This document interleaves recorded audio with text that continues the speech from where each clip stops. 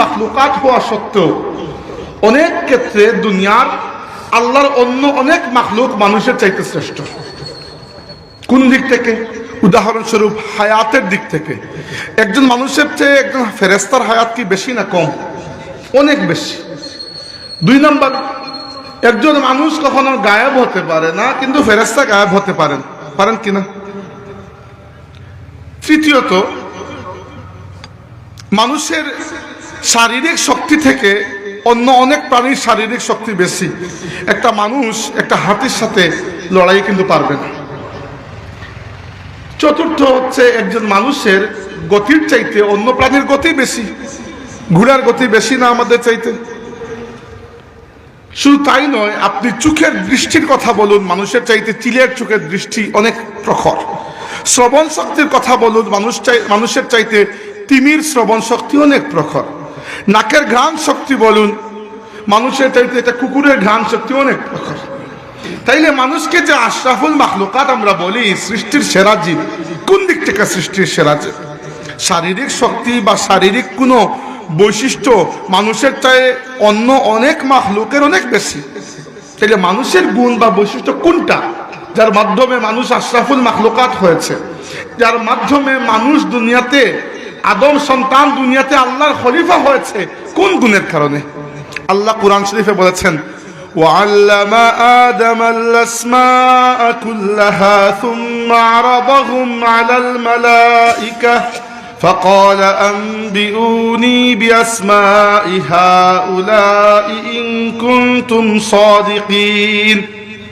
আল্লাহ রাব্বুল আলামিন আমাদের পিতা আদম আলাইহিস সালামকে তার সমস্ত সৃষ্টির মধ্যে যা কিছু আল্লাহ সৃষ্টি করেছেন সব কিছুর নাম শিক্ষা দিয়ে দিয়েছেন।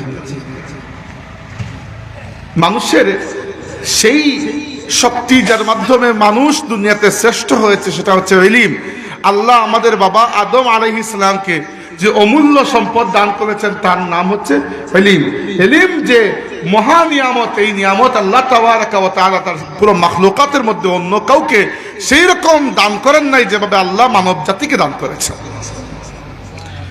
আর এই ইলমের সাথে রয়েছে আকল।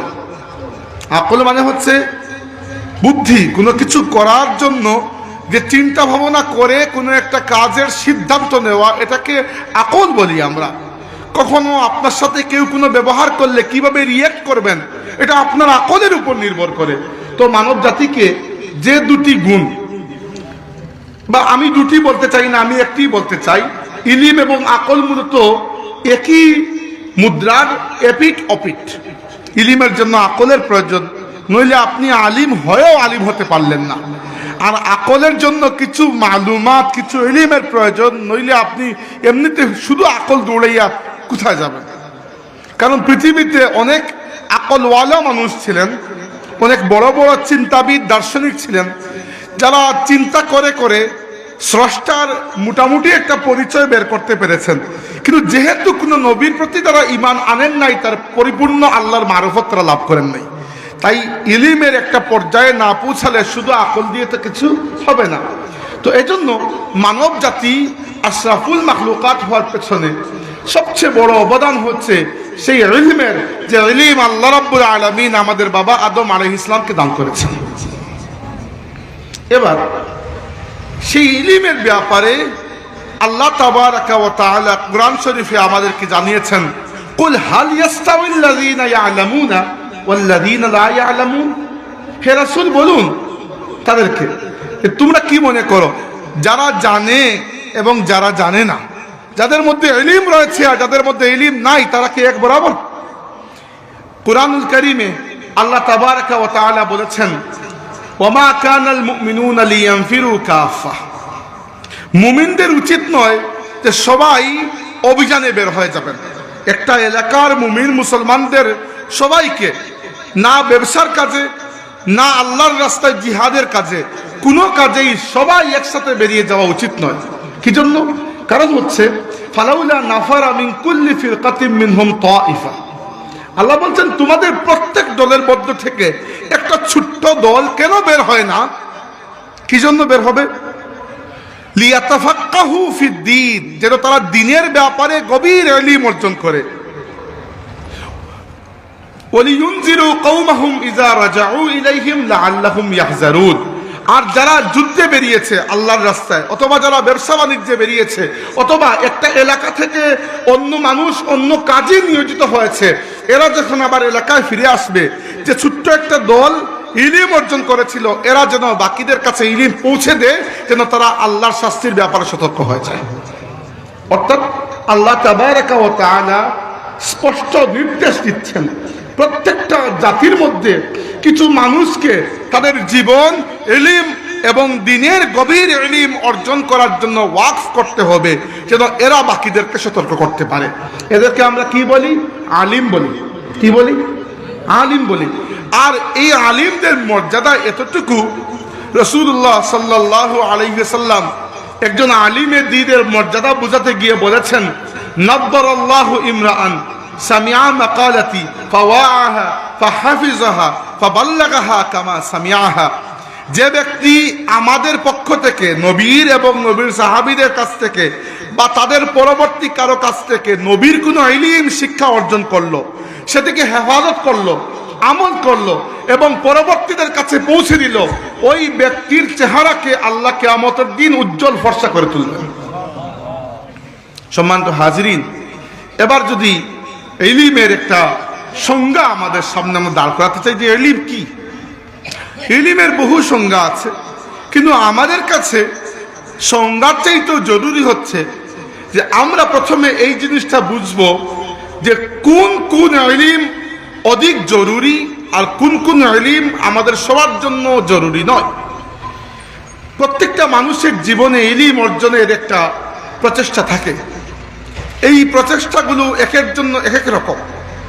যার মেধা এবং যার পরিশ্রম যতটুকু, সে ততটুকু ইলম অর্জন করতে পারে, এছাড়া আল্লাহ তৌফিক। কিন্তু একটি ইলমের ব্যাপারে আল্লাহর নবী সাল্লাল্লাহু আলাইহি ওয়াসাল্লাম আমাদেরকে বাধ্য করেছেন, বলেছেন তলাবাল ইলমু ফারিদাতুন আলা কুল্লি মুসলিমিন। ইলম অর্জন করা প্রত্যেক মুসলমানের জন্য ফরজ। এই যে কোন ইলম? এটা হচ্ছে দ্বীনের ইলম। এতটুকু ইলম যতটুকু ইলম অর্জন করলে আপনি ইসলামের উপর আমল করতে পারেন। আর এর চেয়ে বেশি ইলম অর্জন করা দায়িত্ব আলিম উলামার, সেই একটি দলের যারা সবসময় ইলমের জন্য নিজেদেরকে খাস করে নেবে। আর কিয়ামতের আগে এমন একটা যুগ আসবে, যে যুগটা আমরা পার করছি। রাসূল সাল্লাল্লাহু আলাইহি ওয়াসাল্লাম বলেছেন, ইন্নাল্লাহা লা ইয়াকবিদুল ইলমা ইনতিজাআন ওয়ালাকিন ইয়াকবিদুল ইলমা বিকবদিল উলামা। কিয়ামতের আগে আল্লাহ যখন ইলমকে উঠিয়ে নিতে চাইবেন, আল্লাহ মানুষের অন্তর থেকে ইলমকে কেড়ে নেবেন না, বরং আল্লাহ রাব্বুল আলামিন আলিমদেরকে মওত দেবেন। আলিমরা দুনিয়া থেকে বিদায় নেবে, এর সাথে সাথে ইলম উঠে যাবে। ইলম যখন উঠে যাবে, আলিমরা যখন দুনিয়া থাকবে না, ইত্তাখাযান নাসু রুউসান জুহালান। মানুষ তখন জাহিলদেরকে নিজেদের আলিম বা ইমাম বানিয়ে নেবে, নেতা বানিয়ে নেবে। ফাআফতাউ বিগাইরি ইলমিন। এবং যে জাহিলদেরকে মানুষ তাদের ইমাম বা নেতা বানিয়ে নেবে, এরা ফতোয়া দিবে কোনো ইলম ছাড়াই। ফাদাল্লু ওয়া আদাল্লু। এর ফলে নিজেও গুমরাহ হবে, অন্যকেও গুমরাহ করবে। এবার যদি আমরা বাকি সব ইলম, ডাক্তারি, ইঞ্জিনিয়ারিং এইসব বাদ দিয়ে আমরা যেহেতু দ্বীনি মাহফিল, ইলমে দ্বীনের দিকে আসি, ইলমে দ্বীনের কাজ, ইলমে দ্বীনের যে পর্যায়, ইলমে দ্বীনের যে এতদিনের সিলসিলা, দুনিয়াতে এটা মূলত শুরু হয়েছে আমার নবী সাল্লাল্লাহু আলাইহি ওয়াসাল্লাম যখন বয়স হয়েছে 40 বছর, তখন পরিবার পরিজন থেকে একটু দূরে মাঝে মধ্যে মক্কা শরীফের ঠিক বাইরেই একটা পাহাড় ছিল। বর্তমানে ওই পাহাড়কে আমরা জাবালে নূর বলি। ওই পাহাড়ের মধ্যে একটা গুহা আছে। পাহাড়ে গুহা থাকে না, হেরা গুহা। ওই গুহার মধ্যে গিয়ে রাসূল পাক সাল্লাল্লাহু আলাইহি ওয়াসাল্লাম বসতেন, চিন্তা ফিকির করতেন যে এই সমাজকে কিভাবে পরিবর্তন করা যায়, মানুষকে কিভাবে হেদায়েত দেওয়া যায়। তো চিন্তা ফিকির করতেন এবং এই সময়ের মধ্যে মাঝে মধ্যে রাসূল সাল্লাল্লাহু আলাইহি ওয়াসাল্লাম কোনো স্বপ্ন দেখতেন। যে স্বপ্ন দেখতেন সকালে উঠে হুবহু তা বাস্তব হয়ে যেত। তো এভাবে বসে বসে চিন্তা করতেন। একদিন হাদিসে এসেছে আল্লাহর পক্ষ থেকে একজন ফেরেশতা নাযিল হলেন এবং ওই ফেরেশতা এসে রাসূল আকরাম সাল্লাল্লাহু আলাইহি ওয়াসাল্লামের পাশে এসে বললেন, ইয়া মুহাম্মদ ইকরা। হে মুহাম্মদ সাল্লাল্লাহু আলাইহি ওয়াসাল্লাম, পড়ুন। রাসূল সাল্লাল্লাহু আলাইহি ওয়াসাল্লাম বা আরবের কোনো মানুষের তখন স্কুল কলেজ বিশ্ববিদ্যালয় মাদ্রাসা লাইব্রেরি এগুলা কোনো কালচার ছিল না। আরবের মানুষের লেখাপড়া মূলত ছিল মুখস্থের উপরে। তারা একে অন্যের কাছ থেকে যে তথ্যগুলো পেতেন এগুলা মুখস্থ করে রাখতেন, লেখালেখির চল তখনও ছিল না। আর রাসূলুল্লাহ সাল্লাল্লাহু আলাইহি ওয়াসাল্লাম কখনো কোনো স্কুল মাদ্রাসায় যান নাই, কারণ আল্লাহ পাক চাননি তার হাবিব সাল্লাল্লাহু আলাইহি ওয়াসাল্লামকে অন্য কারো ছাত্র বানাতে। আল্লাহ তার নবীকে নিজে সেই সকল জিনিস শিক্ষা দিয়েছেন যা যা নবী জানতেন না। আমার নবীর সরাসরি শিক্ষক আল্লাহ রাব্বুল আলামিন। তো জিবরাইল আলাইহিস সালাম, ফেরেশতা জিবরাইল এসে যখন বললেন ইয়া মুহাম্মদ ইকরা, হে মুহাম্মদ সাল্লাল্লাহু আলাইহি ওয়াসাল্লাম আপনি পড়ুন, রাসূল সাল্লাল্লাহু আলাইহি ওয়াসাল্লাম বললেন মা আনা বিকারি, আমি তো পড়তে পারি না। পড়ালেখার এই যে লেখার পরে পড়ার যে চল ওইটা আরবে ছিল না। আরবে শিক্ষা অর্জন বা শিক্ষা দেওয়ার একমাত্র পদ্ধতি ছিল মুখস্থ করা। যখন জিবরাইল আলাইহিস সালাম রাসূল সাল্লাল্লাহু আলাইহি ওয়াসাল্লামকে জড়িয়ে ধরলেন এবং বুকের সাথে লাগিয়ে একটা জোরে একটা চিপা দিলেন, এরপরে ছেড়ে দিলেন। সুম্মা আরসালানি ওয়া ক্বালা ইয়া মুহাম্মদ ইকরা, ছেড়ে দিয়ে বললেন যে হে মুহাম্মদ সাল্লাল্লাহু আলাইহি ওয়াসাল্লাম পড়ুন। রাসূল সাল্লাল্লাহু আলাইহি ওয়াসাল্লাম আবার বললেন মা আনা বিকারি, আমি তো পড়তে পারি না। তখন জিবরাইল আলাইহিস সালাম আবার ধরলেন, আবার ছেড়ে দিয়ে বললেন ইয়া মুহাম্মদ ইকরা, পড়ুন। রাসূল সাল্লাল্লাহু আলাইহি ওয়াসাল্লাম তৃতীয়বার বললেন না, আমি তো পড়তে পারি না। তখন জিবরাইল আলাইহিস সালাম 3 নাম্বার বারের মতো ধরলেন এবং খুব জোরে করে ধরলেন, এরপরে ছেড়ে দিয়ে বললেন ইয়া ইকরা বিসমি রাব্বিকাল্লাযী খালাক খালাকাল ইনসানা মিন আলাক ইকরা ওয়া রাব্বুকাল আকরাম। কোরআন শরীফের নাজিল আল্লাহ রাব্বুল আলামিন ফেরেশতা জিবরাইলের মাধ্যমে শুরু করে দিলেন। ইসলামী ইলমের যাত্রা সেই সময় থেকে ফরমালি শুরু হয়ে গেল। এরপরে রাসূল সাল্লাল্লাহু আলাইহি ওয়াসাল্লাম সারা জীবন কি করেছেন? ইলম বন্টন করেছেন। আল্লাহর নবী কি করেছেন? নিজে বলেছেন বুইসতু মুআল্লিমান, আমি শিক্ষক হয়ে তোমাদের জন্য প্রেরিত হয়েছি। আল্লাহর নবী সাল্লাল্লাহু আলাইহি ওয়াসাল্লাম শিক্ষক হয়ে প্রেরিত হয়েছেন। এবং এখনো আমরা যদি ইলমের পরিচয় জানতে চাই যে ইলম কি, উলামা কেরাম বলেন যে আল ইলমু নূরুন ফি কলবিল মুমিনি মুক্তাবাসুন মিন মিসবাহি من مصابيح مشكاة النبوة صلى الله عليه وسلم من الأقوال المحمدية والأفعال والأحوال। অর্থাৎ ইলম হচ্ছে সেই নূর যে নূর রাসূলুল্লাহ সাল্লাল্লাহু আলাইহি ওয়াসাল্লামের কথা, কাজ এবং অবস্থা, এই নূরগুলোর পক্ষ থেকে যে নূর মুমিনের অন্তর পর্যন্ত পৌঁছে যায় সেটার নাম হচ্ছে ইলম। আজকের যুগটা ইলমহীনতার যুগ এবং ইলমহীনতার কারণে আমাদের সমাজে নানা ধরনের ফিতনা ছড়িয়ে পড়ছে কিনা? দিনের নামে ফিতনা, সমাজের মধ্যে ফিতনা, সাংস্কৃতিক ফিতনা, এবং সর্বোপরি এমন সময় এসে যাচ্ছে যে সময়টি ইলমের থেকে, আমলের থেকে সবচেয়ে বড় দাবি হয়ে গেছে যে আমরা আমাদের ঈমানটাকে কিভাবে রক্ষা করব। এবং এতক্ষণ যে কথাগুলো বললাম তার সার কথা হচ্ছে ইলম বলুন, আমল বলুন, আখলাক বলুন, শরীয়ত বলুন, দ্বীন বলুন, আপনার ঈমান বলুন, সমস্ত আল্লাহ রাব্বুল আলামিন যা কিছু আপনার কাছ থেকে চান সব কিছুর একমাত্র উৎস আপনার জন্য আপনার নবী আকা মাওলা তাজদারে কাউনাইন সাইয়্যিদুল আম্বিয়া ওয়াল মুরসালিন রাহমাতুল লিল আলামিন আল মুস্তাফা ওয়াল মুজতাবা মুহাম্মাদুর রাসূলুল্লাহ সাল্লাল্লাহু আলাইহি ওয়াসাল্লামের জাতে পাক আল্লাহর হাবিবের সাথে আপনার সম্পর্ক যত গাঢ় হবে, তাআল্লুক যত মজবুত হবে, তাজিম এবং মহব্বতের সম্পর্কটা যত প্রগাঢ় হবে, আপনার মধ্যে ইলমের নূরও তত দেখা যাবে, আমলের শুদ্ধতাও দেখা যাবে, ঈমানের বাতিও আপনার মধ্যে চমকাবে ইনশাআল্লাহ। হাজরিন, ইলমহীনতার কারণে আমরা আল্লাহর রাসূল সাল্লাল্লাহু আলাইহি ওয়াসাল্লামের সাথে সম্পর্ক দুর্বল হয়ে যাচ্ছে। কারণ সাহাবায়ে কেরাম জানতেন আল্লাহর রাসূলের কি শান, আল্লাহর রাসূলকে আল্লাহ রাব্বুল আলামিন কোন পজিশন দিয়েছেন, নবী আমাদের জন্য কি কি করতে এসেছেন, কি করে গেছেন, উম্মতের জন্য আল্লাহর হাবিব সাল্লাল্লাহু আলাইহি ওয়াসাল্লাম কোন পর্যায়ে মহব্বত করতেন এবং কিয়ামতের ময়দানে নবী আমাদের জন্য কোন পর্যায়ে আল্লাহর কাছে শাফাআত করবেন। সাহাবায়ে কেরাম, আইম্মা মুজতাহিদিন, আমাদের সালাফে সালিহিনের কাছে সেই ইলম ছিল বলে আল্লাহর হাবিবের সাথে তাআল্লুক তারা মজবুত রাখতেন।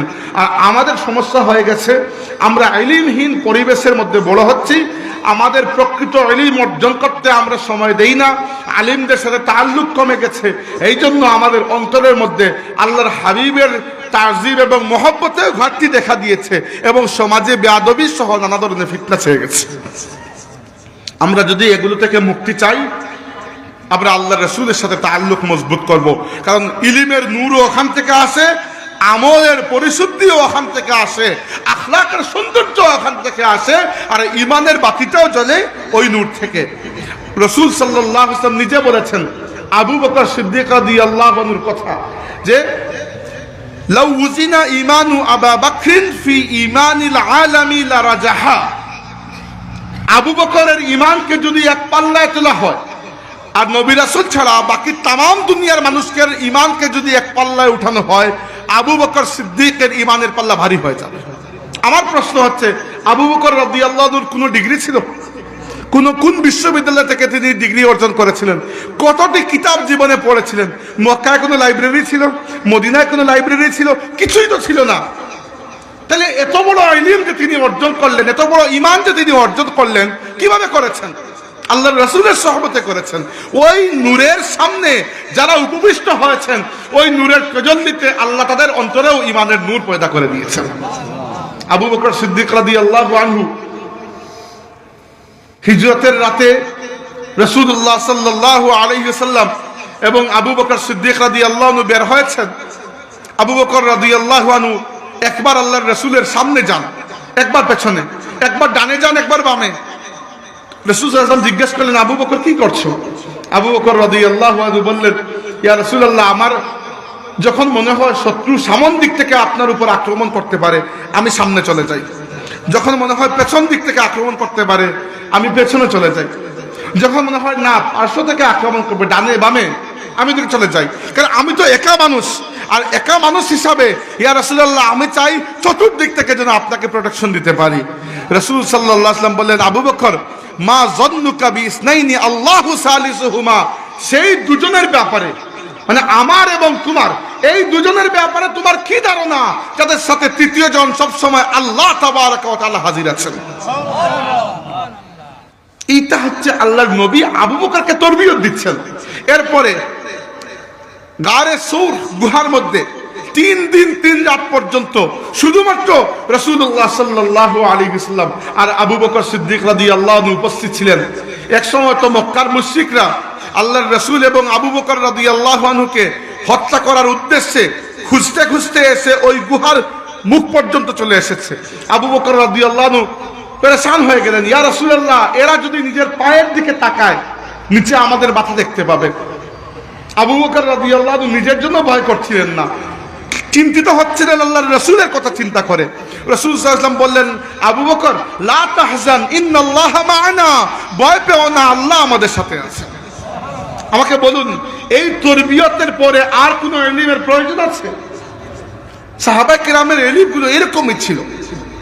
আবু বকর সিদ্দিক রাদিয়াল্লাহু আনহু রাসূল করিম সাল্লাল্লাহু আলাইহি ওয়াসাল্লামের সারা জীবনের সঙ্গী, এবং রাসূল আকরাম সাল্লাল্লাহু আলাইহি ওয়াসাল্লাম বলেছেন, আমি প্রত্যেকটা মানুষের ইহসানের সুদ দুনিয়াতে দিতে পেরেছি, ইহসানের পরিশোধ করতে পেরেছি। একমাত্র আবু বকরের ইহসানের কোনো পরিশোধ করি নাই। আবু বকরের ইহসান, ইসলামের প্রতি আবু বকরের যে অঙ্গীকার, যে ইহসান, তার বিনিময়ে আল্লাহ কিয়ামতের দিন তাকে দান করবেন। একইভাবে এরপরে ওমর ইবনে খাত্তাব রাদিয়াল্লাহু আনহুর অবস্থান। আমাকে বলুন, ওমর ইবনে খাত্তাব রাদিয়াল্লাহু আনহু কোনো ডিগ্রিধারী আলিম ছিলেন নাকি ওমর ইবনে খাত্তাব রাদিয়াল্লাহু আনহু কোনো লাইব্রেরিতে গিয়ে শত শত কিতাব পড়েছিলেন? তখন তো কোনো কিতাবই ছিল না।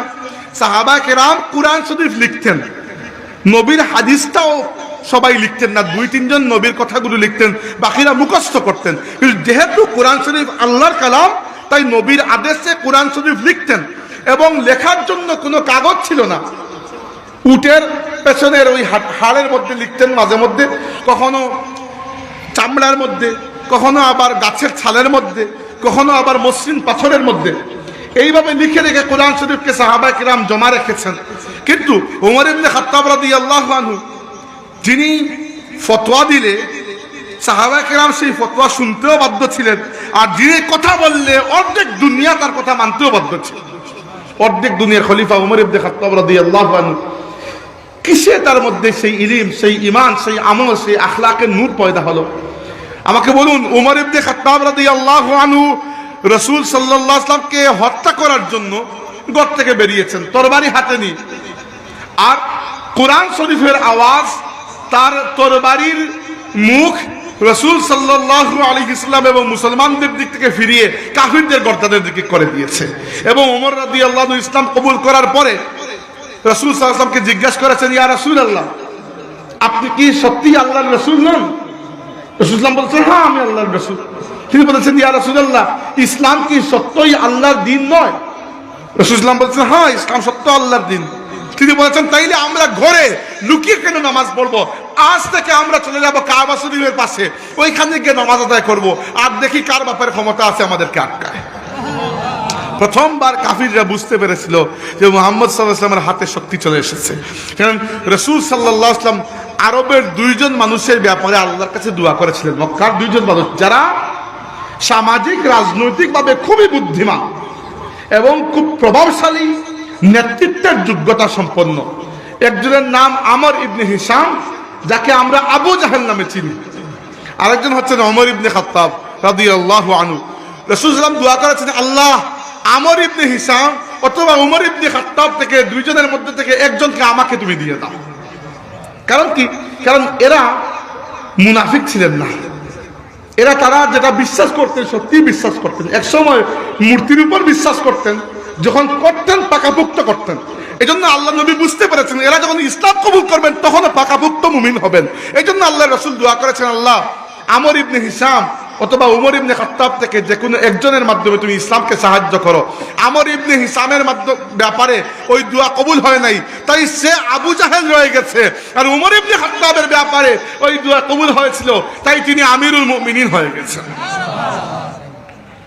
হাজিরিন, ওমর ইবনে খাত্তাব রাদিয়াল্লাহু আনহুর যুগে তার একটা অভ্যাস ছিল, সবসময় হাতের মধ্যে খোলা তরবারি থাকতো। ওই তরবারি কখনো কুশবদ্ধ হতো না, এবং এই তরবারি দিয়ে তিনি ইসলামের বড় পাহারাদারি করেছেন, রাসূলুল্লাহ সাল্লাল্লাহু আলাইহি ওয়াসাল্লামের ইজ্জতের পাহারাদারি করেছেন। এরপরে আল্লাহর রাসূলের দুনিয়া থেকে বিদায় নেওয়ার পরে আবু বকর সিদ্দিক রাদিয়াল্লাহু আনহু যখন খলিফা হলেন, তখন ওমর রাদিয়াল্লাহু আনহু এই তরবারি হাতে ইসলামের পাহারাদারি এবং রাষ্ট্রীয় কাজের দায়িত্ব আঞ্জাম দিয়েছেন। কিন্তু নিজে যেদিন খলিফা হলেন, ওই তরবারি হাত থেকে ফেলে দিয়ে বললেন যে এখন যদি আমি তরবারি হাতে রাখি, ইয়াতিম, অসহায়, মিসকিনরা আমার কাছে, দুর্বলরা আমার কাছে এসে কাঁদতে ভয় পাবে, তাই আমি আল্লাহর জন্য এই তরবারিটা আজকে থেকে হাত থেকে ফেলে দিলাম। এবং এই যে তিনি বিনয়ী হয়েছিলেন আল্লাহর ওয়াস্তে, যদিও তার তরবারি ছিল ইসলামের পক্ষের শক্তি, তবুও তিনি এই গরিব মানুষ, দুর্বল মানুষ, অসহায় মানুষের সাথে বিনয়ী হয়েছিলেন। আল্লাহ তার এই বিনয়কে তো কবুল করেছেন। তিনি যেদিন থেকে তরবারি হাত থেকে রেখেছেন, এরপরে আর কোনোদিন তরবারি হাতে নেওয়া লাগে নাই। মদিনায় তিনি বসে বসে আঙ্গুলি হেলিয়েছেন, আর রোমান এবং পারস্য সাম্রাজ্যকে মুসলমানরা বিজয় করে দিয়েছেন। এই উমর ইবনে খাত্তাব রাদিয়াল্লাহু আনহু রাসূল সাল্লাল্লাহু আলাইহি ওয়াসাল্লামের তরবিয়ত লাভ করেছেন এমন ভাবে যে ইবলিস শয়তান আল্লাহ রাব্বুল আলামিনের কাছে বলে এসেছিল, فبعزتك لأغوينهم أجمعين إلا عبادك منهم المخلصين। আল্লাহ তোমার ইজ্জতের কসম করে বলছি, ইবলিস বলেছিল, আল্লাহ তোমার ইজ্জতের কসম, প্রত্যেকটা মানুষকে আমি গুমরাহ করব, ইল্লা ইবাদাকা মিনহুমুল মুখলাসিন, তবে তোমার কিছু মুখলাস বান্দা থাকবে, এদেরকে আমি গুমরাহ করতে পারবো না। মুখলাস মানে হচ্ছে, মুখলিস আর মুখলাসের মধ্যে একটা পার্থক্য আছে। মুখলিস মানে সেই ব্যক্তি যে নিজেকে আল্লাহর জন্য খাস করে দিয়েছে, আর মুখলাস মানে হচ্ছে সেই ব্যক্তি আল্লাহ তাকে তার জন্য খাস করে নিয়েছেন। এবার ওমর ইবনে খাত্তাব রাদিয়াল্লাহু আনহু সেই পর্যায়ের মুখলাস বান্দা ছিলেন যে রাসূল সাল্লাল্লাহু আলাইহি ওয়াসাল্লাম নিজে বলেছেন, ইন্নাশ শাইতানা লা ইয়াইসা আনকা ইয়া উমর, উমর, শয়তান তোমার ব্যাপারে নিরাশ হয়ে গেছে, তোমাকে আর গুমরাহ করা সম্ভব হবে না। আসুন, উসমান ইবনে আফফান রাদিয়াল্লাহু আনহু সাহাবীদের আল্লাহর নবীর প্রতি যে তাজিব এবং অঙ্গীকার, যার মাধ্যমে সাহাবায়ে কেরাম দুনিয়ার সর্বশ্রেষ্ঠ মুমিন হলেন, সেই বিষয়টি তো বোঝা দরকার যে কোন ইলম তাদের ছিল। আমি লম্বা করবো না, সময় রাত অনেক হয়ে গেছে, খুব ঠান্ডা, আরো 15-20 মিনিটের মতো শেষ করব। খেয়াল করুন, উসমান ইবনে আফফান রাদিয়াল্লাহু আনহু, রাসূল সাল্লাল্লাহু আলাইহি ওয়াসাল্লাম তাকে সঙ্গে নিয়ে 1500 সাহাবী সহ গেলেন উমরা করতে 6ষ্ঠ হিজরিতে। আর মক্কা শরীফ থেকে সামান্য দূরে হুদাইবিয়া নামক এলাকায় কাফিররা তাদেরকে আটকে দিল যে আজকের এবার আমরা আপনাদেরকে উমরা করতে অনুমতি দেব না। মক্কার কুরাইশরা আটকে দিল। রাসূল সাল্লাল্লাহু আলাইহি ওয়াসাল্লাম তখন উসমান ইবনে আফফান রাদিয়াল্লাহু আনহুকে পাঠালেন যে তুমি যাও, মক্কায় যাও, গিয়ে মক্কাবাসীকে গিয়ে বলো যে আমরা যুদ্ধ করার জন্য আসি নাই, আমরা আসছি উমরা করার জন্য। আমাদের পরনে ইহরাম, আমাদের সাথে কুরবানির পশু। উসমান রাদিয়াল্লাহু আনহু গেলেন, গিয়ে কাফিররা বলল যে এবার যাই বলো, তোমাকে, তোমার নবীকে, তোমাদের সঙ্গীদেরকে আমরা এবার উমরা করার অনুমতি দেব না। কিন্তু হে উসমান, যেহেতু তুমি মক্কায় চলে এসেছো আর তোমাকে আমরা সবাই বড় মহব্বত করি, তুমি খুবই নেক আখলাকের মানুষ, তোমাকে আমরা অনুমতি দিলাম, নবীকে তো অনুমতি দেব না, কিন্তু তুমি চাইলে কাবা শরীফ তাওয়াফ করতে পারো। যেহেতু মক্কার ভেতরে চলে এসেছো, যেহেতু ইহরাম পরে এসেছো, যেহেতু উমরার নিয়তে এসেছো, তুমি তাওয়াফ করে ফেলো, নবীকে আমরা অনুমতি দেব না। উসমান রাদিয়াল্লাহু আনহু হেসে বললেন, ওয়াল্লাহি মা আতুফু হাত্তা ইয়াতুফু বিহি রাসূলুল্লাহ সাল্লাল্লাহু আলাইহি ওয়াসাল্লাম, আল্লাহর কসম করে বলছি, আমার নবী যতক্ষণ কাবা শরীফ এসে তাওয়াফ না করবেন, আমি উসমান ইবনে আফফান কখনো কাবা তাওয়াফ করব না। এই অঙ্গীকারের কারণ কি? কারণ উসমান রাদিয়াল্লাহু আনহু বুঝতে পেরেছিলেন যে কাবা শরীফ যদি কেউ আমাদেরকে শিখিয়ে থাকেন, তিনি মুহাম্মদুর রাসূলুল্লাহ সাল্লাল্লাহু আলাইহি ওয়াসাল্লাম। নইলে আমরা তো কাবা শরীফের আশেপাশে 360টা মূর্তি দিয়ে রেখেছিলাম। কে এসে আমাদেরকে জানিয়েছেন যে কাবা তাওহীদের ঘর, কাবা আমাদের বাবা ইব্রাহিমের ঘর, কাবা আল্লাহর ঘর, কাবা মুমিনের কিবলা? এটা তো রাসূলুল্লাহ জানিয়েছেন। আর আজ তুমি আমাকে বলছো যে নবীকে তাওয়াফ করার অনুমতি দিবেন আর আমি করে যাব। আল্লাহর কসম করে বলছি, আমার নবী যতক্ষণ তাওয়াফ না করবেন, আমি উসমান কখনো তাওয়াফ করব না। উসমান রাদিয়াল্লাহু আনহুর সাথে রাসূল সাল্লাল্লাহু আলাইহি ওয়াসাল্লাম তার 2জন মেয়েকে বিবাহ দিয়েছিলেন। রাসূলুল্লাহ সাল্লাল্লাহু আলাইহি ওয়াসাল্লামের 4জন মেয়ে ছিলেন আর 3 পুত্র ছিলেন। 3 পুত্রের সবাই ছোটকালে ইন্তেকাল করেছেন। বড় জনের নাম ছিল কাসিম ইবনে মুহাম্মদ, 2 নম্বর জন আব্দুল্লাহ ইবনে মুহাম্মদ, আর 3 নম্বর জনের নাম ইব্রাহিম ইবনে মুহাম্মদ আলাইহিস সালাতু ওয়াসসালাম। আর 4 কন্যা, যায়েনব, রুকাইয়া, উম্মে কুলসুম, ফাতিমা রাদিয়াল্লাহু আনহুম। এর মধ্যে 2 এবং 3 নম্বর কন্যা মানে রুকাইয়া এবং উম্মে কুলসুম রাদিয়াল্লাহু আনহুমা, এদেরকে রাসূল সাল্লাল্লাহু আলাইহি ওয়াসাল্লাম বিয়ে দিয়েছিলেন উসমান রাদিয়াল্লাহু আনহুর সাথে। রুকাইয়া যেদিন ইন্তেকাল করলেন, অর্থাৎ রাসূল সাল্লামের বড় মেয়ে যার সাথে উসমান রাদিয়াল্লাহু আনহুর বিয়ে হয়েছিল, উনি যেদিন ইন্তেকাল করলেন, রুকাইয়া দ্বিতীয় মেয়ে, উসমান রাদিয়াল্লাহু আনহু এরপর থেকে মুখের হাসিটা চলে গিয়েছিল। সবসময় রুকাইয়া রাদিয়াল্লাহু আনহার কবরের পাশে আসতেন, জিয়ারত করতেন, মদিনার রাস্তা দিয়ে হাঁটতেন, কখনো তার মুখে হাসি দেখা যেত না। এত বেজার অবস্থায়, এত গামজাদা অবস্থায় তিনি ছিলেন। একদিন রাসূল সাল্লাল্লাহু আলাইহি ওয়াসাল্লাম পেছন থেকে এসে তার কাঁধে হাত রেখে জিজ্ঞেস করলেন, উসমান, তোমার এত ব্যথা মনের মধ্যে, কি হয়েছে? তুমি এত ব্যথা কেন পাচ্ছ? এত কষ্ট কেন তোমার মধ্যে? তিনি বললেন, ইয়া রাসূলুল্লাহ, কষ্ট শুধু এই জন্য নয় যে আমার স্ত্রী রুকাইয়া ইন্তেকাল করেছে, এটা তো কষ্ট আছেই, কিন্তু কষ্টের মূল কারণ হচ্ছে, ইয়া রাসূলুল্লাহ, আপনার মেয়ে রুকাইয়া বিয়ে করার কারণে আমি আপনার সাথে সম্পর্কিত ছিলাম। ইয়া রাসূলুল্লাহ, রুকাইয়া দুনিয়া থেকে বিদায় নেওয়ার কারণে আপনার সাথে আমার আত্মীয়তা ভেঙে গেছে। রাসূল সাল্লাল্লাহু আলাইহি ওয়াসাল্লাম সাথে সাথে তার 3য় কন্যা উম্মে কুলসুম রাদিয়াল্লাহু আনহাকে উসমান রাদিয়াল্লাহু আনহুর সাথে বিয়ে দিয়ে দিলেন। এই জন্য উসমান রাদিয়াল্লাহু আনহুকে কি বলা হয়? জিন্নুরাইন। আসেন আলী রাদিয়াল্লাহু আনহু। আলী রাদিয়াল্লাহু আনহু তো সেই ব্যক্তি যিনি একেবারে কম বয়স থেকে আল্লাহর রাসূলের কাছেই বড় হয়েছেন। তিনি খাদিজা রাদিয়াল্লাহু আনহার হাতেই মানুষ হয়েছেন।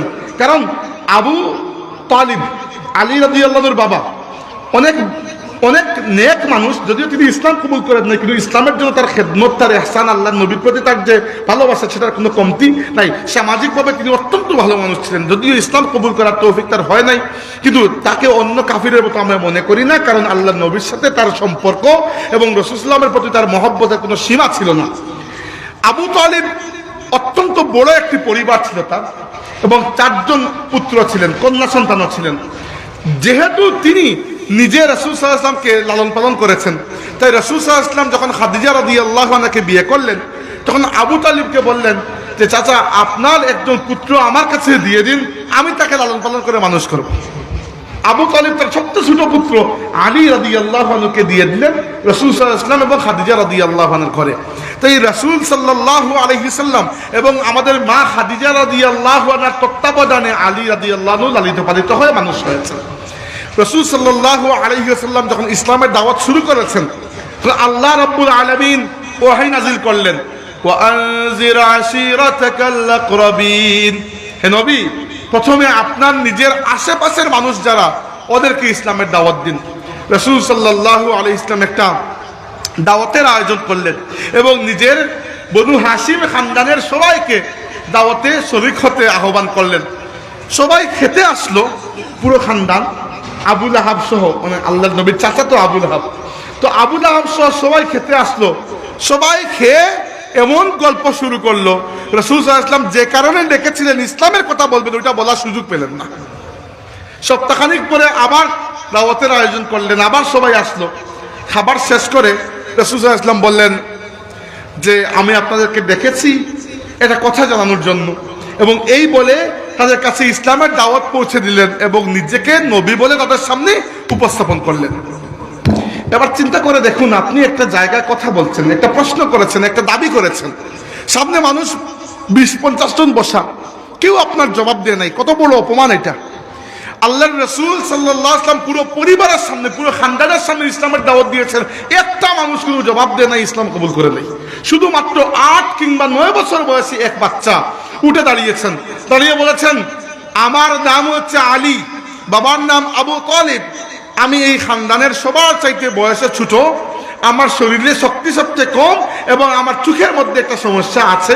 আলী রাদিয়াল্লাহু আনহু চোখের মধ্যে একটা অসুস্থতা ছিল, সারা জীবন তিনি কষ্ট পেয়েছেন, আর খায়বারের যুদ্ধের সময় আল্লাহর নবী সাল্লাল্লাহু আলাইহি ওয়াসাল্লাম লব মুবারক লাগিয়ে দেওয়ার কারণে ওই চোখ শিফা হয়ে গিয়েছিল। তো আলী রাদিয়াল্লাহু আনহু বললেন যে আমি এই খানদানের সবার চাইতে বয়সে ছোট, আমার শক্তিও কম, আমার চোখেও একটা রোগ আছে, কিন্তু আমি ওয়াদা দিচ্ছি ইয়া রাসূলুল্লাহ, আমি যতদিন বাঁচবো আমি আপনার সাথে থাকবো।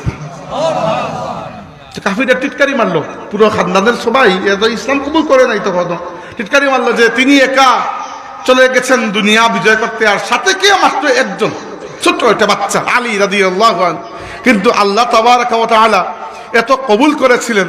রাসূলুল্লাহ সাল্লাল্লাহু আলাইহি ওয়াসাল্লাম বলেছেন, আমা তারদাকা আনতা মিন্নি বিমানজিলাতি হারুন মিন মুসা গায়রা আন্নাহু লা নাবিয়্যা বা'দি আও কামা ক্বালা। আলী, তুমি কি খুশি নও? তোমার অবস্থান আমার সাথে এই রকম যেভাবে হারুন আলাইহিস সালাম মুসা আলাইহিস সালামের সঙ্গী ছিলেন। শুধুমাত্র পার্থক্য হচ্ছে মুসাও নবী, হারুনও নবী, কিন্তু আমি নবী হলো তুমি নবী নও, কারণ আমার পরে আর কোনো নবী নেই। এরপরে দেখেন ইসলামের খেদমতে সাহাবায়ে কেরামের যে অবদান। আমি বলতে চাচ্ছি সাহাবায়ে কেরামের এই যে ফজিলতগুলো, যে ওমর রাদিয়াল্লাহু আনহুর ব্যাপারে সরকার নিরাশ হয়ে গেছে, উসমান রাদিয়াল্লাহু আনহু আল্লাহর নবী সাল্লাল্লাহু আলাইহি ওয়াসাল্লামের 2 কন্যার স্বামী, আলী রাদিয়াল্লাহু আনহু আল্লাহর নবীর এরকম সঙ্গী যেভাবে হারুন ছিলেন মুসার সঙ্গী, আবু বকর দুনিয়ার মধ্যে শ্রেষ্ঠ ঈমানদার। এই যে ফজিলতের কিচ্ছাগুলো বলছি, তারা কোন বিশ্ববিদ্যালয় থেকে ডিগ্রি হাসিল করেছে, কোন লাইব্রেরিতে গিয়ে কিতাব নাড়াচাড়া করেছেন, কোন কিতাব ছিল মক্কা। তার মানে কি বুঝলাম আমরা? ঈমান বলেন, ইলম বলেন, ইবাদত বন্দেগী বলেন, আমল বলেন, আখলাক বলেন, ইহসান বলেন, যা কিছু বলেন, মুমিনের জন্য সব কিছুর একমাত্র উৎস নূরে মুহাম্মদী সাল্লাল্লাহু আলাইহি ওয়াসাল্লাম, এছাড়া আর কোনো উৎস নাই। আপনি বলবেন যে কোরআন শরীফ তো আমাদের হেদায়েতের উৎস। হ্যাঁ, অবশ্যই কোরআন হেদায়েতের উৎস, এতে কোনো সন্দেহ নাই, কিন্তু কোরআন শরীফ যে আল্লাহর কালাম, এটাও তো আপনাকে নবী বলেছেন। জিবরাইল আলাইহিস সালাম তো আপনার উপর কোরআন নাযিল করেন নাই, তাকে কোরআন নাযিল হতে আপনি দেখেছিলেন? দেখেন নাই তো। সাহাবীরা হতে দেখেছেন, তাদের চোখের সামনে কোরআন নাযিল হয়েছে, ঠিক চোখের সামনে নবীর প্রতি ওহী এসেছে, আপনি তো দেখেন নাই, আপনি তো নবীকেও দেখেন নাই। কিন্তু এই যে না দেখে ঈমান আনা, এই যে না দেখে ঈমান আনা, বিশ্বাসটা করা এবং এরপরে দিনের পথে চলা, দিনের ইলম হাসিল করা, দিন পৌঁছানো মানুষের কাছে, এই সব কিছুর পেছনে আমাদের জন্য যদি কোনো মোটিভেশন থাকে, ওইটা আল্লাহর রাসূল সাল্লাল্লাহু আলাইহি ওয়াসাল্লাম। ওই মোটিভেশন আল্লাহর নবী দুনিয়া থেকে বিদায় নেওয়ার আগে বলে গেছেন, ফাল ইউবাল্লিগিস শাহিদুল গায়বা, তোমরা যারা আমার সামনে আছো, আমার কাছ থেকে ইলম হাসিল করেছো, তোমরা আমার দিন, আমার পক্ষ থেকে যে ইলমে নববী তোমাদের কাছে গেছে, ওই ইলমটা তোমরা পরবর্তী যারা এখনো হাজির হয় নাই এদের কাছে পৌঁছে দেবে। তো আমরা তো সবাই এই দায়িত্ব পালন করছি। আলিম উলামা হযরত ফুলতলি সাহেব রহমতুল্লাহি আলাইহির কথাই ধরুন, আল্লাহর ওলি যেখানে গিয়েছেন মসজিদ, মাদ্রাসা, দারুল কিরাত প্রতিষ্ঠা করেছেন। কি জন্য করেছেন? ওই আল্লাহর রাসূলের ওই আদেশ মানার জন্য যে তোমরা যারা ইলম অর্জন করেছো, দিন হাসিল করেছো, তারা যারা দিন হাসিল করে নাই এদের কাছে দিন পৌঁছে দাও। এভাবে শাহজালাল মুজাররদ ইয়ামানি রহমতুল্লাহি আলাইহি এই বাংলাদেশের সিলেটের জমিনে কেন এসেছেন? আল্লাহর নবীর ওই আদেশ পালন করতে, যে দিন পৌঁছে দাও। আমরা আজকে এত রাতে বলে দেখেন, আমার বাসা সিলেটের সুবানীঘাট, বাড়ি ফুলতলিতে। আমি রাত কয়টা বাজে? প্রায় 12টা। আমি বসে আছি শায়েস্তাগঞ্জ, সিলেট যেতে লাগবে 2 ঘন্টার উপরে। কেন এখানে এসেছি? আচ্ছা, আমার আসার পেছনে 10টা কারণ থাকতে পারে, আপনাদের এখানে আসার পেছনে একটাই কারণ, যে আল্লাহর এবং আল্লাহর রাসূলের কথা শুনবো, আল্লাহর দ্বীন শিখবো। তো এই আদেশ আমরা সবাই পালন করছি। আপনাদেরকে আমি মুবারকবাদ দেই যে আপনারা এই মাহফিলের আয়োজন করেছেন। এরকম মাহফিল আমাদের কাছে দিন পৌঁছানো, দিন শিখা এবং শেখানোর একমাত্র মাধ্যম। নইলে সবাই তো আর আলিম নয়, সবাই তো আর মাদ্রাসায় পড়ে মুহাদ্দিস হয় নাই। দিন আমরা কিভাবে পৌঁছাবো? এই মাহফিলগুলোর মাধ্যমে আমরা মানুষের কাছে দিন পৌঁছাই। আপনারাও শিখেন, আমরাও শেখানোর চেষ্টা করি, আমরা সবাই মিলে আমল করি। হাজিরিন, আমরা আখিরুজ্জামান বা শেষ যুগে চলে এসেছি। এই যুগটা হচ্ছে ফিতনার যুগ, আর ফিতনা মানুষের ইমানকে নষ্ট করে। আর ইমানকে মজবুত করার জন্য যার আল্লাহর রাসূলের সাথে যত বেশি তাআল্লুক, তার ইমানটা তত মজবুত হবে। এবং এর প্রমাণ হচ্ছে সাহাবায়ে কেরামের জীবন। সাহাবায়ে কেরামের জীবন থেকে আমরা পাই আল্লাহর রাসূলের সাথে যার তাআল্লুক যত মজবুত, তার ইমান তত শক্ত। আমাকে বলুন, এই একজন সাহাবীর ঘটনা বলে আমরা বয়ান শেষ করব। মক্কার রাস্তায় একজন আফ্রিকান কালো গরিব, সমাজে নিপীড়িত, নিষ্পেষিত কৃতদাস বিলাল রাদিয়াল্লাহু আনহু মক্কার রাস্তায় শুধুমাত্র লা ইলাহা ইল্লাল্লাহু মুহাম্মাদুর রাসূলুল্লাহ বলার কারণে মক্কার রাস্তায় তার রক্তের দাগ লেগেছিল। বিলাল রাদিয়াল্লাহু আনহুর গলায় দড়ি বেঁধে মক্কার রাস্তায় তারা টানাটানি করত, আর রক্তের দাগ ছুপ ছুপ লেগে থাকতো রাস্তায়। বিলাল রাদিয়াল্লাহু আনহুকে মরুভূমির উত্তপ্ত বালুর উপর শুইয়ে তার বুকের উপর পাথর তুলে দেওয়া হতো। বলা হতো, বিলাল, তুমি আল্লাহকেও স্বীকার করবে, সমস্যা নাই, সাথে আমাদের দেবদেবীকেও স্বীকার করে না। আমরা আল্লাহকে সাথে বলি নাই, আল্লাহকে স্বীকার করো, তোমার নবীকে মানো, সাথে আমাদের দেবদেবীকেও মেনে নাও। বিলাল রাদিয়াল্লাহু আনহুর জবান থেকে শুধু একটা কথাই বের হতো, আহাদুন আহাদ, মানে আল্লাহ একা, আল্লাহর সাথে আর কোনো শরীক নাই। এই বিলাল রাদিয়াল্লাহু আনহু আল্লাহর নবী সাল্লাল্লাহু আলাইহি ওয়াসাল্লামের সোহবতে এমন একটা পর্যায়ে পৌঁছেছেন যে যখন মসজিদে নববী শরীফ তৈরি করা হয়, নির্মাণ করা হয় মদিনায় হিজরতের পরে, তখন সাহাবীদের মধ্যে একটা কথাবার্তা শুরু হয় যে মসজিদ তো তৈরি হলো, ইসলামের প্রথম বড় একটা মারকাজ, ইসলামের কেন্দ্র, এখন নামাজের সময় আমরা মানুষকে ডাকবো কিভাবে? তো একজন বললেন যে আমরা ঘন্টা বাজিয়ে মানুষকে ডাকবো। দেখা গেল না, ঘন্টা এটা অন্য ধর্মের মানুষের, খ্রিস্টানরা ঘন্টা বাজায় চাচ্ছে। আরেকজন বলে তাহলে আমরা আগুন জ্বালাবো। তো বলা হলো তাহলে আগুন রাতে না হয় দেখা যাবে, সকালে ফর্সার মধ্যে তো আগুন দেখা হতে যাবে না। আরেকজন বললে আমরা সিংহায় ফুক দেব। দেখা গেল সিংহা আরো কোন ধর্মের? তো যেটা বের করা হয় ওটা অন্য কোনো ধর্মের, অথবা ওইটা কোনো কাজে লাগবে না।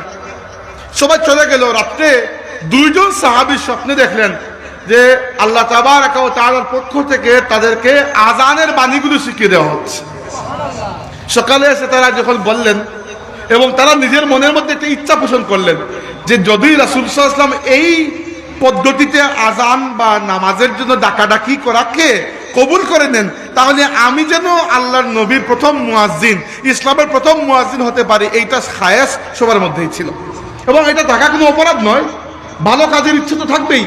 যে সাহাবী স্বপ্ন দেখেছেন তিনি বড় ইচ্ছা করেছিলেন যে তাকে মুয়াজ্জিনের দায়িত্ব দেওয়া হবে, কিন্তু রাসূল করিম সাল্লাল্লাহু আলাইহি ওয়াসাল্লাম এত বড় বড় সিনিয়র সাহাবী, এত বড় বড় আলিম সাহাবী, রাজনৈতিক, সামাজিক এবং উম্মার খেদমতে সর্বাগ্রে যারা ছিলেন মুজাহিদ, এইরকম কোন সাহাবীকে না ডেকে আল্লাহর নবী ওই মক্কার রাস্তায় আহাদ আহাদ বলে যে বিলাল রক্ত ঝরিয়েছিলেন সেই বিলালকে ডেকে এনে রাসূল সাল্লাল্লাহু আলাইহি ওয়াসাল্লাম বললেন, বিলাল তুমি দাঁড়াও, আজান দাও।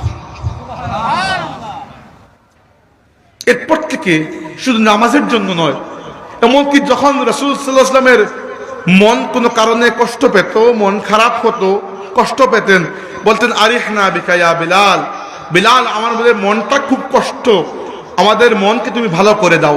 বিলাল রাদিয়াল্লাহু আনহু দাঁড়িয়ে বলতেন আল্লাহু আকবার, আল্লাহু আকবার। আর আজানের আওয়াজ শুনে আল্লাহর হাবিবের চেহারা মুবারক খুশিতে ফুটে উঠত। এবং যেদিন মক্কা শরীফ বিজয় হলো 8ম হিজরিতে, আল্লাহর রাসূলের জীবনের সবচেয়ে বড় রাজনৈতিক বিজয় এটাকে বলা যায়, এবং দ্বীনি ক্ষেত্রেও সবচেয়ে বড়। ইন্না ফাতাহনা লাকা ফাতহাম মুবিনা, সেই ফাতহে মুবিন যখন হাসিল হলো, তখন রাসূল সাল্লাল্লাহু আলাইহি ওয়াসাল্লাম মক্কায় যাওয়ার পরে সাহাবায়ে কেরাম যখন 360টা মূর্তিকে ভেঙে কাবা শরীফকে পরিষ্কার পরিচ্ছন্ন করলেন এবং সেই কাবাকে আবার ফিরিয়ে নিয়ে আসতেন, যে কাবা ইব্রাহিম আলাইহিস সালাম তৈরি করেছিলেন, সেই আকীদা, সেই তাওহীদের উপর আবার কাবাকে ফিরিয়ে নিয়ে আসতেন। আল্লাহর নবী সাল্লাল্লাহু আলাইহি ওয়াসাল্লাম আবার বিলালকে বললেন, বিলাল তুমি আজান দাও। বিলাল রাদিয়াল্লাহু আনহু কাবা শরীফের উপরে উঠে আজান দিয়েছেন। কাবা শরীফের উপরে উঠে দুইজনই আজান দিয়েছেন। প্রথম যখন ইব্রাহিম আলাইহিস সালাম কাবা শরীফ নির্মাণ করেন, তখন আল্লাহ রাব্বুল আলামিন তাকে আদেশ করেছিলেন ওয়া আযযিন ফিন নাসি বিল হজ্জ, মানুষকে হজের জন্য আজান দাও।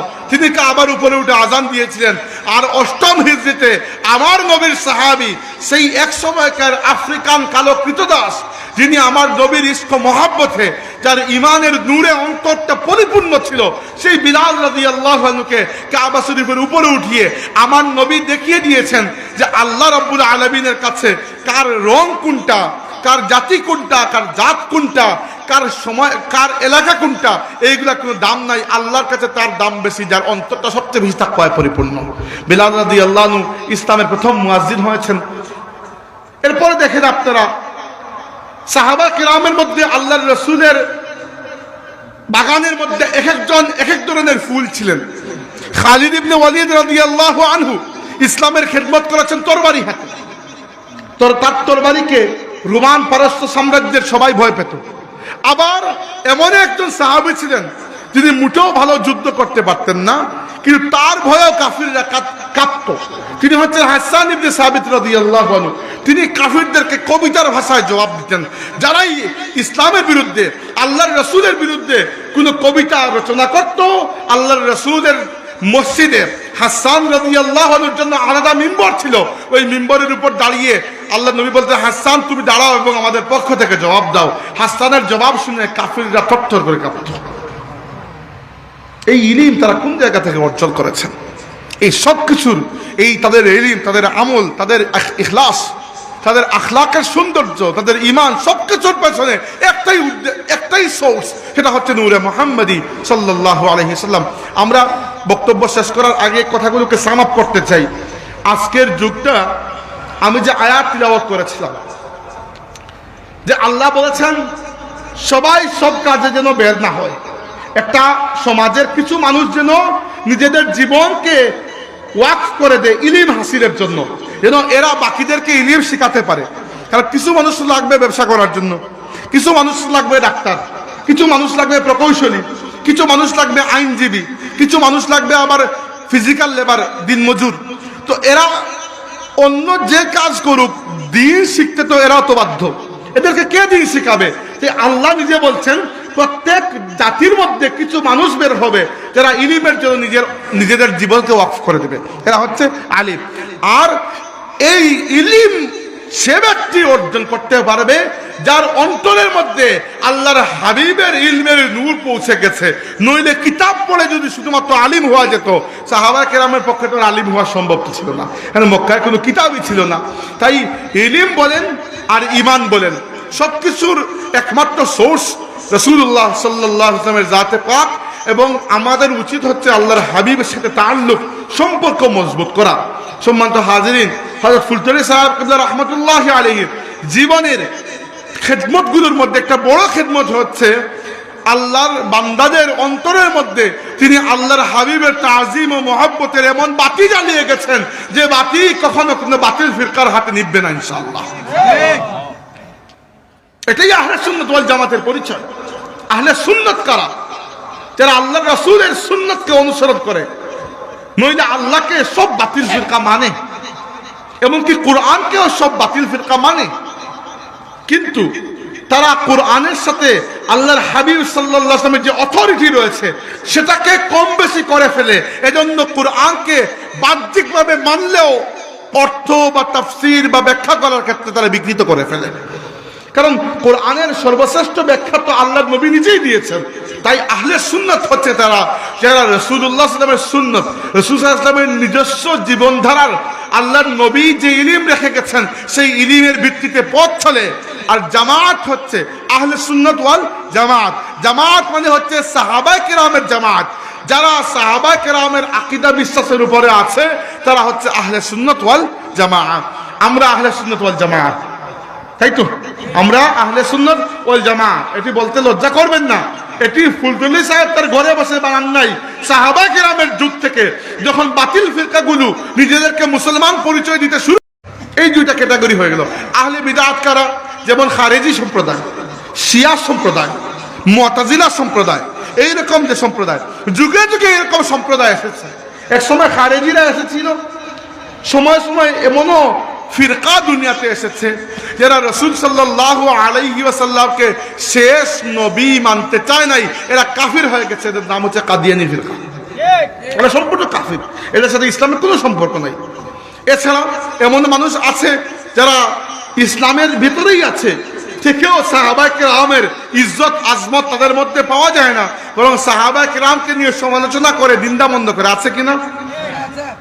এছাড়াও আরো কিছু আছেন যারা ইসলামের এই 1450 বছরের যে ইলমি খেদমত উলামায়ে কেরামের সবকিছুকে অস্বীকার করে। তারা কোনো মাযহাব অনুসরণ করতে চান না, কোনো কিছু মানতে চান না, বরং তারা তাকলিদ বা কোনো একজন আলিমের ফতোয়াকে অনুসরণ করার এই বিষয়টাকে শিরকের পর্যায়ে তারা ফতোয়া দিয়ে দেন। তারা বলেন তাদেরকে শিরক, এবং তারা নিজেদের মতো করেই সব কিছুকে অনুসরণ করেন, নিজেদের মতো করেই বানিয়ে নেন। এবং এই বানিয়ে নেওয়ার ফলে কি হয়, দুই একটা জায়গায় হয়তো তারা সহিহ হাদিস পেয়ে যান, বাদ বাকি জায়গায় তারা এমনভাবে গুবলেট পাকিয়ে দেন যে তাদের মধ্যেও দেখবেন কোনো ইউনিটি নাই, একজন এক সময় এক ফতোয়া দিয়ে বেড়াচ্ছে। এটা কি জন্য হয়েছে? যে উলামায়ে কেরামের যে মূলনীতি রয়েছে, আইম্মা মুজতাহিদিনের যে মূলনীতি রয়েছে, এই মূলনীতি থেকে যদি আপনি সরে যান, আপনি আর ইলমের কালচারের মধ্যে থাকলেন না। একজন মানুষ যদি মনে করে যে আমি মেডিকেল কলেজে যাব না, সিলেট যাব বা যে হবিগঞ্জ বাজারে বা শাস্তাগঞ্জ বাজারে গিয়ে অপারেশন কিভাবে করে এর উপর একটা বই কিনে নিয়ে এসে পড়বো, আপনার কি মনে হয় আপনি ওই ব্যক্তিকে দিয়ে নিজের অপারেশন করাবেন? সাহস হবে? হবে না। কারণ কি, মেডিকেল সায়েন্সের যে ট্রেডিশন, যে কালচার রয়েছে, আপনি ওটা থেকে সরে গেছেন। হ্যাঁ, যদি কোনো এমন আলিম থাকেন যার মধ্যে রুসুখ রয়েছে, ইলমের মধ্যে উবুর রয়েছে, তিনি যদি একটা ফতোয়া দেন এটা সাথে, সেই ফতোয়া আমি মানি কি না মানি, আমি তাকে শ্রদ্ধা করব। কিন্তু প্রত্যেক জাহিল উঠে যদি বলে যে আমি ইমাম আবু হানিফাকে মানি না, আমি কোনো মাযহাব মানি না, আমি শুধুমাত্র নিজের তাহকিককে মানি, তাহলে বোঝা যাবে ওই ব্যক্তি শীঘ্রই গুমরাহির দ্বার প্রান্তে পৌঁছে যাবে।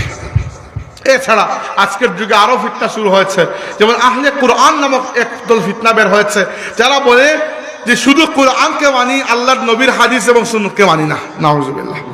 আরেক দল বের হয়েছে, তাদেরকে বলা হয় মডার্নিস্ট বা প্রোগ্রেসিভ। তারা কি করে, ইসলামকে সেইভাবে ব্যাখ্যা করে না যেভাবে আমাদের উলামা কেরাম, সালাফে সালিহিন, আউলিয়া কেরাম ব্যাখ্যা করেছেন, বরং তারা ইসলামকে আধুনিক এবং যুগোপযোগী করতে গিয়ে ইউরোপ, আমেরিকা অর্থাৎ পশ্চিমা বিশ্বের খেয়াল খুশি অনুযায়ী ইসলামকে আধুনিক ব্যাখ্যা করতে যায়, এবং আধুনিক ব্যাখ্যা করতে গিয়ে ইসলামকে আল্লাহর রাসূল এবং সাহাবা কেরামের পথ থেকে সরিয়ে নিজের ইচ্ছা মতো কোরআনকে ব্যাখ্যা করে বিকৃতি করে। এইগুলো কি জন্য হয়েছে জানেন? ইলম তো তারাও অর্জন করেছে, কিতাব কি তারা পড়ে নাই? আমি যাদের কথা বলছি এরা কি কিতাব কম পড়েছে নাকি? কম পড়ে নাই, কিন্তু ওই আসল যে জায়গা থেকে নূরের আলো আসার কথা ছিল, ওই জায়গার সাথে তাআল্লুকটা উইক হয়ে গেছে, দুর্বল হয়ে গেছে। এই জন্য যে ইলিম এসেছে, ওই ইলিমটা পুরোপুরি রহমানি ইলিম, পুরোপুরি নববী ইলিম আসে নাই, ওই ইলিমের মধ্যে কিছু শয়তানি ঢুকে গেছে। সম্মানিত হাজিরিন, আমাদের জন্য একান্ত প্রয়োজন হচ্ছে প্রকৃত আলিমদেরকে পরিচয় করা, এদেরকে শ্রদ্ধা করা, এদেরকে অনুসরণ করা। হ্যাঁ, অনুসরণটা এমন নয় যেভাবে নবীকে করেন, না। নবীকে আপনি অনুসরণ করবেন কোনো চ্যালেঞ্জ ছাড়া, কোনো শর্ত ছাড়া, কোনো তর্ক ছাড়া। নবীর সাথে তর্ক করা যায় না। কিন্তু বাকি উম্মতের মধ্যে কাউকে যদি অনুসরণ করেন, দেখতে হবে ওই ব্যক্তি নবীকে অনুসরণ করে কিনা। কেউ যদি নবীকে অনুসরণ করে তাইলে আমি তাকে অনুসরণ করতে পারবো। আর দ্বিতীয় কথা হচ্ছে, ইলমের কালচারটা মূলত একটা নূরের কালচার, ট্রেডিশন। এই নূরটা আল্লাহর হাবিব দুনিয়াকে দেখিয়ে দিয়ে গিয়েছিলেন। তিনি ছিলেন দাঈয়ান ইলাল্লাহ, তিনি ছিলেন সিরাজাম মুনির। তিনি সাহাবী কাব ইবনে যুহাইর রাদিয়াল্লাহু আনহু বলেছেন, ইন্না রাসূলুল্লাহি লা নূরুন ইউস্তাদাউ বিহি মুহান্নাদুম মিন সুয়ুফিল্লাহি মাসউলু। রাসূলুল্লাহ সাল্লাল্লাহু আলাইহি ওয়াসাল্লাম হচ্ছেন সেই নূর যার মাধ্যমে দুনিয়া আলোকিত হয়েছে। সাহাবী বলেছেন, ইন্না রাসূলুল্লাহি লা নূরুন ইউস্তাদাউ বিহি। রাসূলুল্লাহ হচ্ছেন সেই নূর যার মাধ্যমে দুনিয়া আলোকিত হয়েছে। মুহান্নাদুম মিন সুয়ুফিল্লাহি মাসলুলু। আল্লাহর সুন্দর সাজানো তরবারিগুলোর মধ্যে তিনি হচ্ছেন হিন্দের তরবারি। তো আল্লাহর রাসূলের সাথে সম্পর্কটা যার যত মজবুত থাকবে, তার মধ্যে ইলমও আসবে, তার মধ্যে ঈমানও আসবে। আল্লাহ পাক আমাদেরকে প্রকৃত আলিমদেরকে অনুসরণ করার তৌফিক দান, আমরা বলি আমিন। আল্লাহ পাক আমাদেরকে হক আকীদার উপরে রাখুন এবং ঈমানের উপর মৃত্যু দান করে, আমরা বলি আমিন। আল্লাহ পাক এখানে আমরা যারা উপস্থিত হয়েছি প্রত্যেককে পাক মদিনার মেহমান বানান, আমরা বলি আমিন। আকুলু কওলি হাযা ওয়া আস্তাগফিরুল্লাহ লি ওয়া লাকুম ওয়া লিসাইরিল মুসলিমিন ফাস্তাগফিরুহু ইন্নাহু হুয়াল গফুরুর রহিম। দুরূদ শরীফ পড়ুন, সাল্লাল্লাহু আলা সাইয়্যিদিনা। আপনারা করিলেন না, আমি আর কিন্তু বহুত দূরের মেহমান না, আমি সব কিছু